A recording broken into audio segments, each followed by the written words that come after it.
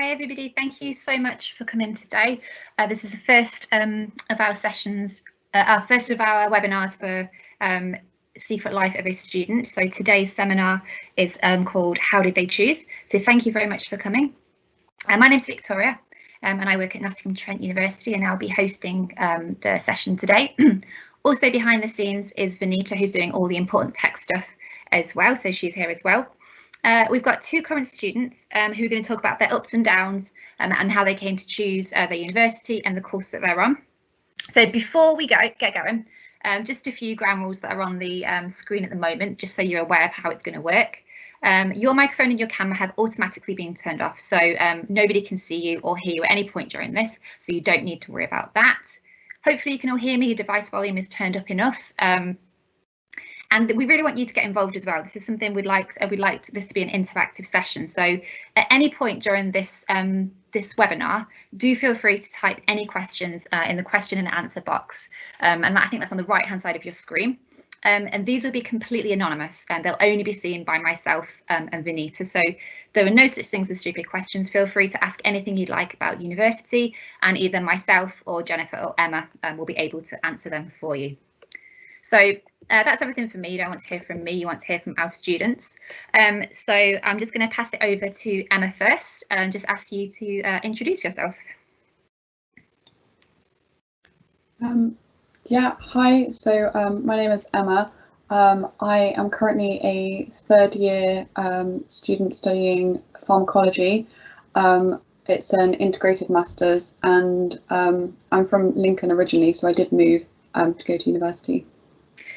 Could you just explain what an integrated master's means, so how it differs from a bachelor's undergraduate course? Yeah, so when I graduate, rather than graduating with a BSc, I'll graduate with MBIOL, will be like the title I graduate with, and it means I get to do my master's year with my undergraduate funding. So I just do 4 years and then graduate, rather than graduating and having to then reapply for a master's and then graduating again. So I only get one graduation, but yeah. But you're a master. Yeah, you're a master in it. Yeah. Cool, thank you. Jennifer, would you like to introduce yourself? Hi, my name is Jennifer. I study politics and international relations at undergraduate. I'm in my third year and I'm from London.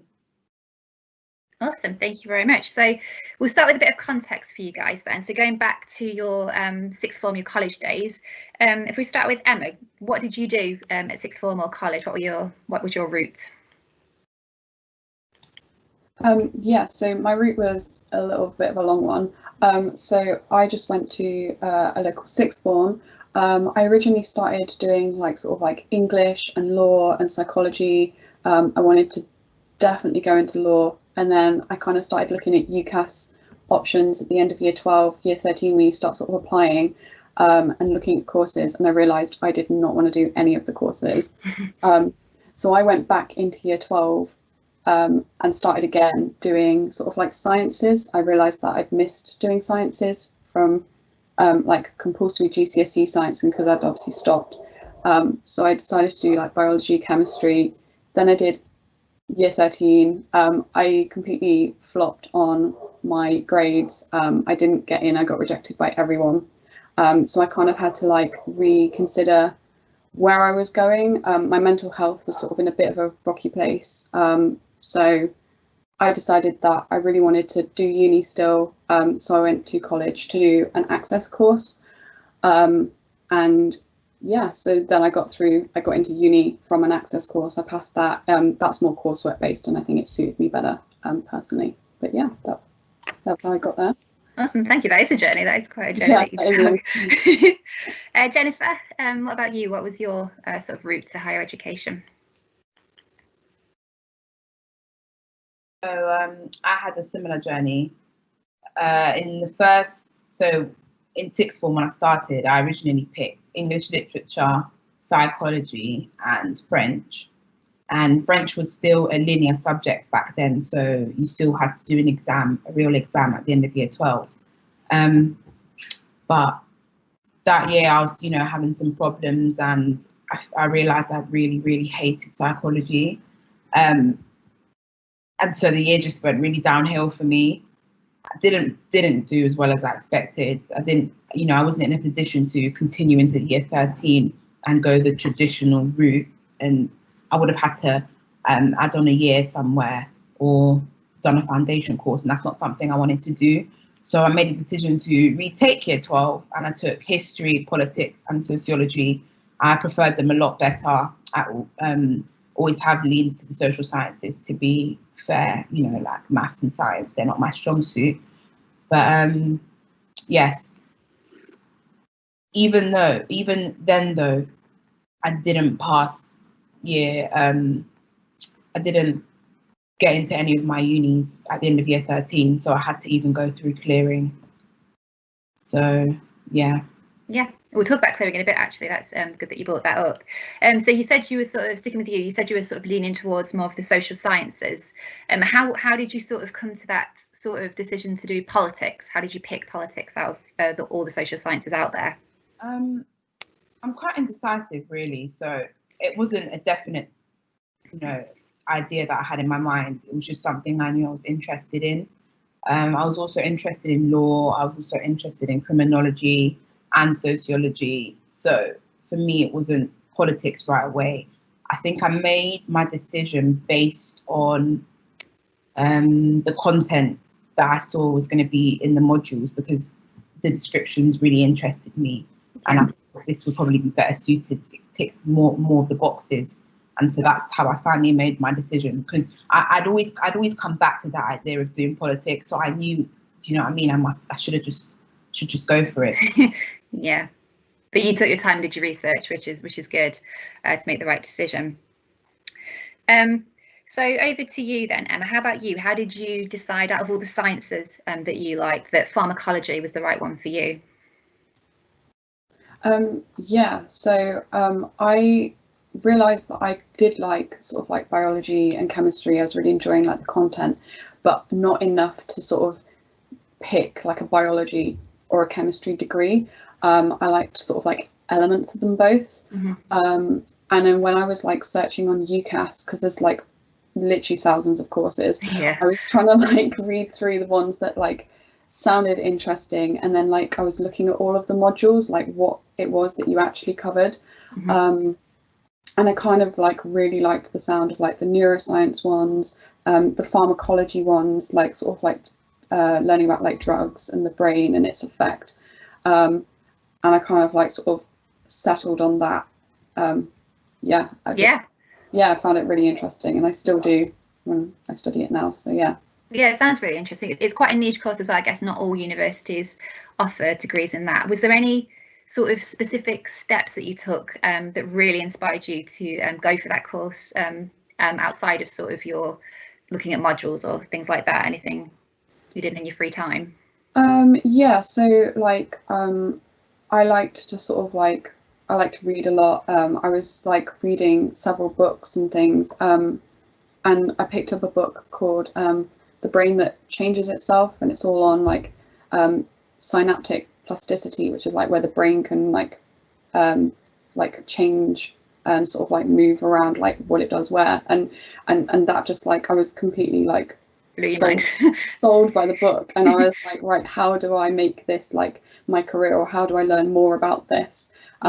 And that was sort of like, where I took like the neuroscience kind of route, to try and learn more and That sounds good. Just to sit with you, Emma, just sort of go back to something you actually said. So you said you had a mental health condition when you were doing your A-levels. Yes. Did you sort of factor that when you were looking for universities? Was that a deciding factor, or did you look at the support that was on offer or anything like that when you were trying to make that decision about which university to pick? Yeah, so I think I wasn't really diagnosed until I think like my second year of uni. So like, I think I always sort of like knew I needed a bit of extra help, especially obviously with like my path through A-levels and then Access. I sort of knew that I like needed a bit more support, but I didn't actually officially have a diagnosis. So I guess I kind of like wasn't actively looking, but I did sort of, it was kind of a bit of a factor, sort of like passively, like every time like I went to an open day, it would be, are the staff sort of, do they seem friendly and approachable, or Do I feel comfortable like walking around this campus, this city, like because I'm quite sort of like sometimes a nervous person. It was like more passively, and then obviously once I got here and once I had my diagnosis, I then more actively sought out support. Yeah. Yeah, through student services and things. Yeah.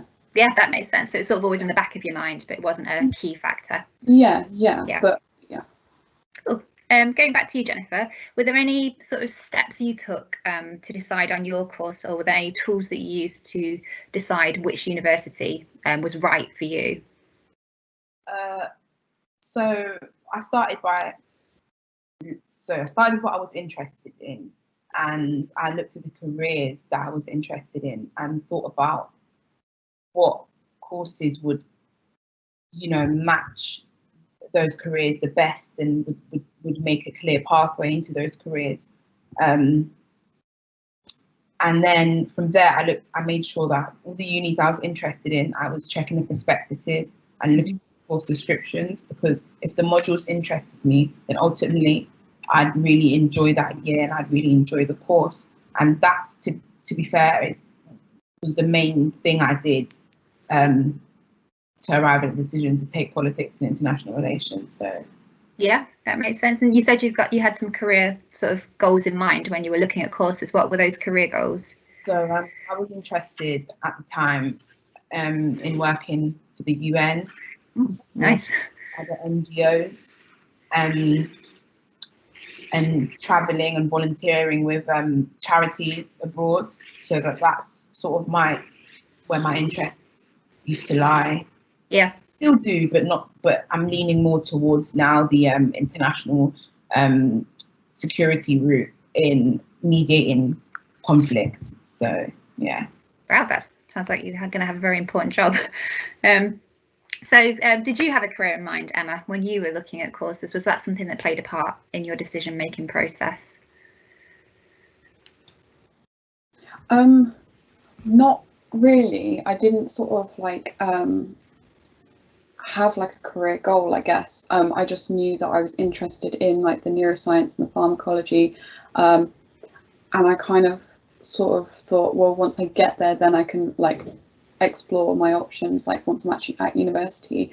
I just sort of like, from like reading like books similar to the one I mentioned, and like, you know, when you watch like scientists on TV and stuff when they're like experts, and I guess I kind of sort of knew I wanted to, I guess, understand as much science as them, or like have like a little field of my own where it's like a little niche where I knew about, like maybe, I don't know, like a particular drug on the brain, but I just didn't know how to get there. Like I'm the first to go to uni, like none of my parents went to uni or anything, and so it was all very new, and I didn't realise that you could actually be a scientist, or like I didn't know it was possible. I thought it was just like only the best few select people got selected for it or something. Like it wasn't something I knew existed until I got to uni. Yeah.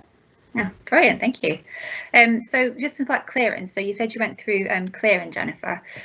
So clearing, for students that aren't aware, if you don't meet the grades that you need for your firm or your insurance choice when it comes to results day, you'll automatically be put into something called clearing. And what that does, it gives you, you're able to ring universities directly and ask if they've got any places on their course. So Jennifer, could you just describe that process, how you sort of went about choosing Nottingham Trent University through clearing?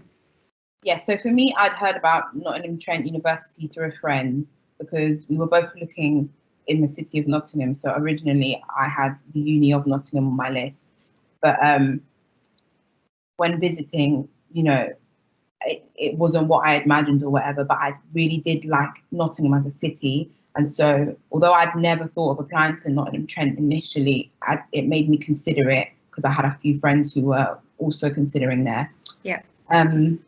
But for me, clearing, I called up and I asked if my grades met the requirements to be put on the politics and international relations course, and they did. And I'm glad I took that subject, because obviously I was considering just taking politics at the time, but the grades I had didn't quite meet the requirements. So everything worked out in the end, and I'm glad I made the decision to take that. Yeah, so are you happy with sort of all aspects of the course and with the choice you've made then, would you say?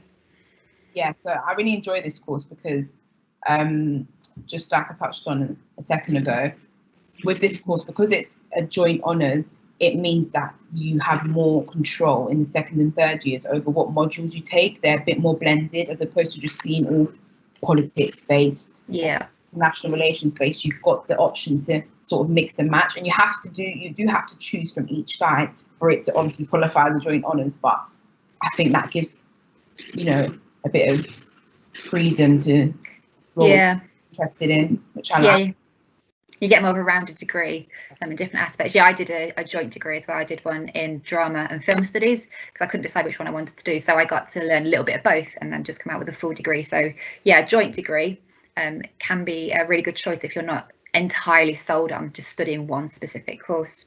Emma, are you happy with the choice you made? Are you happy on the course that you're on at the moment?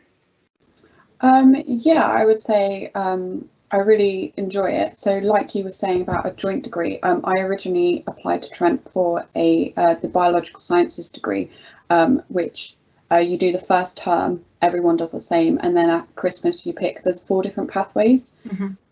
So yeah, I like at the start I couldn't decide, or I didn't know what pathway I definitely wanted to do, and then picked a pathway and then ended up on pharmacology. But yeah, my degree gives me loads of lab skills and stuff that I might use.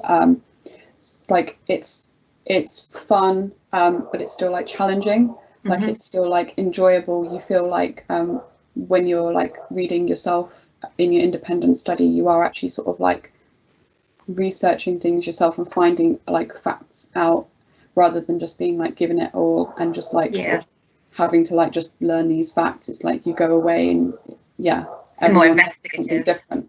Yeah, it's that science of like curiosity. It's really nice. I really love it. So just to round the session off then, starting with you, Jennifer, if you could give any students any top tips or hacks about how to choose a course or how to choose a university, what would they be? So for choosing a course, like I said, I think going on the websites and looking at the prospectuses is really important, because through there you'll also get to explore how the course tests you, and then you get to pick. If you lean more to exams, then you get to go with exams, and if you lean more towards coursework, you get to go with the coursework. So I think looking at all the information the uni provides on that course is quite important, I think. And in terms of choosing a university, obviously I'd say visit, but given the current climate, that probably isn't possible for all unis. So I'd say YouTube. YouTube is a big thing, because I obviously didn't have NTU, Nottingham Trent, originally as an option. I had to sort of explore the uni through YouTube, and that really helped, to be honest. So those are my advice. That's my advice. Thank you very much. Emma, have you got anything else you'd like to add? Any top tips that you might be able to give students? Yeah, so when I was looking, I looked through the UCAS website was sort of my main exploratory sort of research. Look at all the modules they do, including like second and third year. Like, it feels a long way off, but I tried to pick a course that I was going to be happy with every single year, to make sure that I wouldn't like hate it by year 3. And like you said, like obviously you might not be able to go to open days this year, they might not be the same, but if you do get a chance even just to visit the city, just have a walk around the city for like a day trip or something if it's possible, just to see if you're comfortable there, and make the use of virtual open days if they are offering them, and just ask the lecturers or current students, if you get the chance, ask them genuinely what they like about the course, but also ask them what they don't like about the course, because that could be something that bothers you as well, and then you might want to pick somewhere else. Yeah, it's really good tips there. I guess just to sort of lead off from what you were saying about speaking to people, lecturers, what a lot of universities have at the moment is something called UniBuddy. So each university has their own version of it. And if you just go onto a university's website and go onto the Unibuddy section, you'll get the chance to speak to current students, current lecturers, and able to ask them specific questions about modules or about how there's lots of exams or if it's coursework based. It really gives you that chance if you're not able to go to open days. So I think Unibuddy would be a good way to chat to people. So that's all our questions. Thank you so much, guys, for giving up your time today. I hope the people watching really got something out of this. Vanita, has anyone posted any questions, anything they'd like to find out? Hi, yes, we have actually had a few questions come through, so thank you so much for your questions today. The first question is, what was the main factor in you choosing NTU? Was it just the course content, or was something else more important to you, such as the city or the distance from home?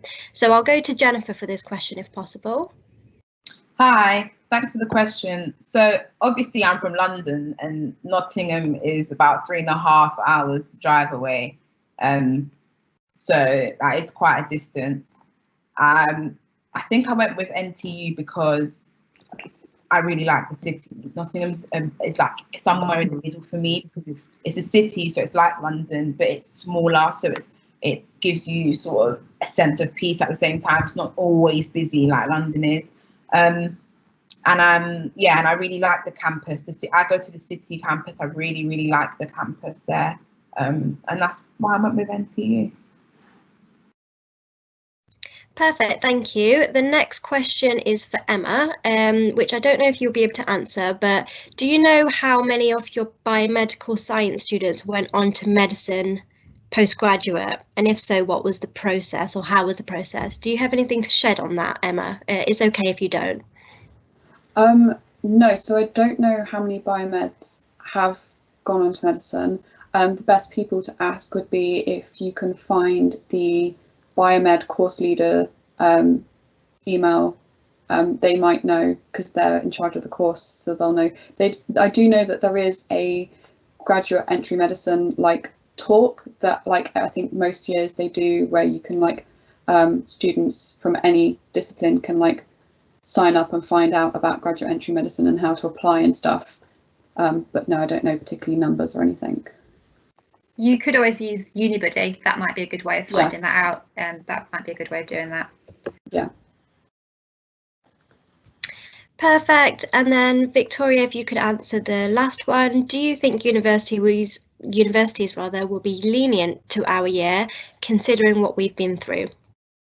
Yeah, I think universities, they want you to go. They're not trying to put you off. They're not trying to catch you out. So I think by sort of when you write your personal statement, obviously you might not have had, you might not have been able to get work experience this year, or you might not have been able to go to the open days, or I don't know if there was a museum you wanted to visit that you're going to write about. They are aware of that. So I think universities will be more lenient when looking at applications. They understand where you're coming from, and we've had the universities had it tough as well. So we're all sort of in the same boat. So yeah, don't let the sort of current climate put you off. Universities will still look at your application, and even if you didn't quite manage to write about everything you wanted to, or get a part-time job, or do some volunteer work, we are understanding of that. So yeah, we should be more lenient with you. Yeah. Perfect. And then one for you, Emma, and I'll come to Jennifer as well to answer this, but we'll start with Emma. What's it like studying away from home? Nice. I really enjoy it. I like it because then I can if I want to go out, I can, if I want to move my meal time around because I'm busy at certain times, I can. Yeah, do you mean just studying away from home? Yeah, it's nice. It's nice to have the independence, I guess. Perfect, thank you. Jennifer, do you have anything to add to that? Well, yeah, I like studying away from home. I mean, I've always been quite independent in the sense that I've always had the freedom to sort of decide, my parents have just always, trusted me to make sensible decisions. But being at uni does give you this element of freedom because, you are young adults and you are figuring out your way in the world. So, you have your own room and you cook your own meals, and you have the responsibility to take yourself to lectures and make sure you, do you know what I mean, attend. If you've got a part-time job, you're working, so it can be a bit overwhelming for some people. But you know, like I still miss my family. Sometimes when I get long weekends off, I take trips back to London, you know. So I'd say don't be scared if you want to leap for it, but also if there are good unis in your city and you don't mind, because you can also stay away from home in your cities, but if you don't mind staying at home, then I'd say then there's nothing wrong with that. It's just up to everybody's individual preference, I think. Perfect, thank you. So that's the last of our questions at the moment. I'm just going to hand it back over to Victoria just to say a few last words to kind of conclude the session. All right, thank you everybody for coming and for all your questions, and most importantly, thank you to Jennifer and Emma for giving up your time today. So we will be returning in a few weeks on the 5th of November when we've got our next webinar, which is What I Wish I Knew. So that webinar is going to be students talking about things that they wish somebody had told them or they wish they'd found out before they went to university. So again, thank you very much for coming, and we hope to see you at our next webinar. Thank you very much, guys. Thank you, everyone. Bye-bye.